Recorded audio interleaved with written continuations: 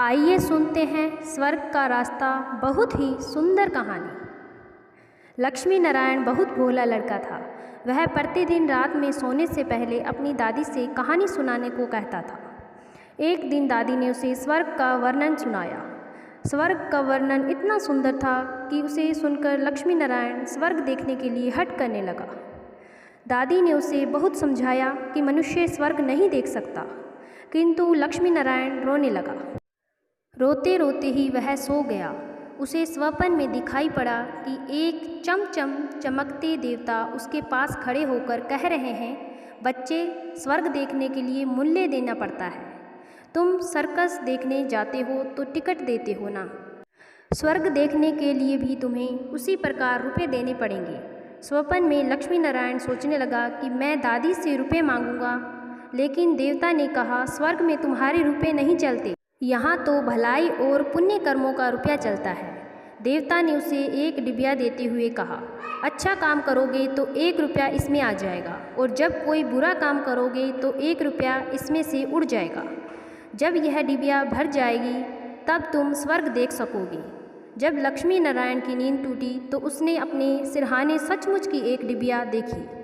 डिबिया लेकर वह बड़ा प्रसन्न हुआ। उस दिन उसकी दादी ने उसे 1 पैसा दिया। पैसा लेकर वह घर से निकला। एक रोगी भिखारी उससे पैसा मांगने लगा। लक्ष्मी नारायण भिखारी को बिना पैसे दिए भाग जाना चाहता था। इतने में उसने अपने अध्यापक को सामने से आते देखा। उसके अध्यापक उदार लड़कों की बहुत प्रशंसा किया करते थे। उन्हें देखकर लक्ष्मी नारायण ने भिखारी को पैसा दे दिया। अध्यापक ने उसकी पीठ ठोकी और प्रशंसा की। घर लौटकर लक्ष्मी नारायण ने वह डिबिया खोली, किंतु वह खाली पड़ी थी।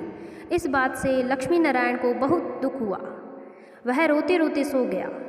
सपने में उसे वही देवता फिर दिखाई पड़े और बोले, तुमने अध्यापक से प्रशंसा पाने के लिए पैसा दिया था, सो प्रशंसा मिल गई, अब रोते क्यों हो? किसी लाभ की आशा से जो अच्छा काम किया जाता है वह तो व्यापार है, वह पुण्य थोड़े ही है। दूसरे दिन लक्ष्मी नारायण को उसकी दादी ने 2 पैसे आने दिए। पैसे लेकर उसने बाजार जाकर 2 संतरे खरीदे। उसका साथी श्यामलाल बीमार था।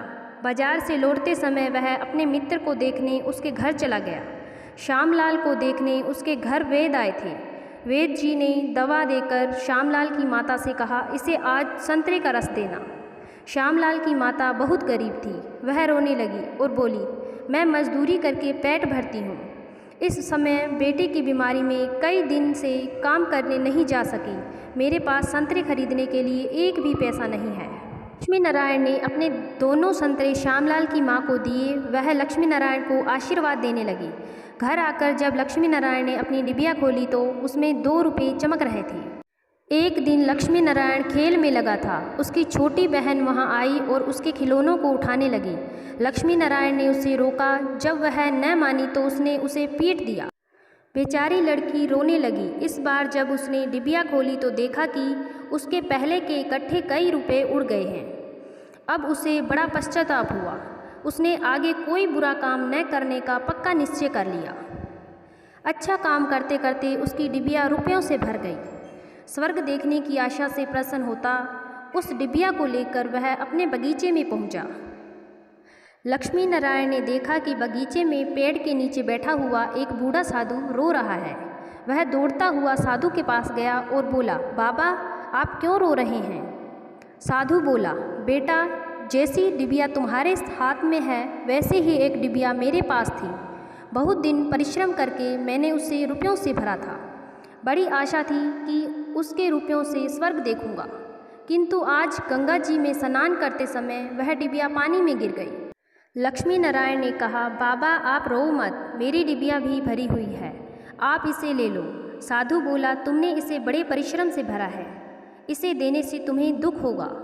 लक्ष्मी नारायण ने कहा, मुझे दुख नहीं होगा बाबा, मैं तो लड़का हूँ, मुझे तो अभी बहुत दिन जीना है। मैं तो ऐसी कई डिबिया रुपए इकट्ठे कर सकता हूँ। आप बूढ़े हो गए हैं, आप मेरी डिबिया ले लीजिए। साधु ने डिबिया लेकर लक्ष्मी नारायण के नेत्रों पर हाथ फेर दिया। लक्ष्मी नारायण के नेत्र बंद हो गए। उसे स्वर्ग दिखाई पड़ने लगा। ऐसा सुंदर स्वर्ग कि दादी ने जो स्वर्ग का वर्णन किया था वह वर्णन तो स्वर्ग के एक कोने का भी ठीक वर्णन नहीं था। जब लक्ष्मी नारायण ने नेत्र खोले तो साधु के बदले स्वप्न में दिखाई पड़ने वाला वही देवता उसके सामने प्रत्यक्ष खड़ा था। देवता ने कहा, बेटा, जो लोग अच्छे काम करते हैं उनका घर स्वर्ग बन जाता है। तुम इसी प्रकार जीवन में भलाई करते रहोगे तो अंत में स्वर्ग में पहुंच जाओगे। देवता इतना कहकर वहीं अदृश्य हो गए। धन्यवाद।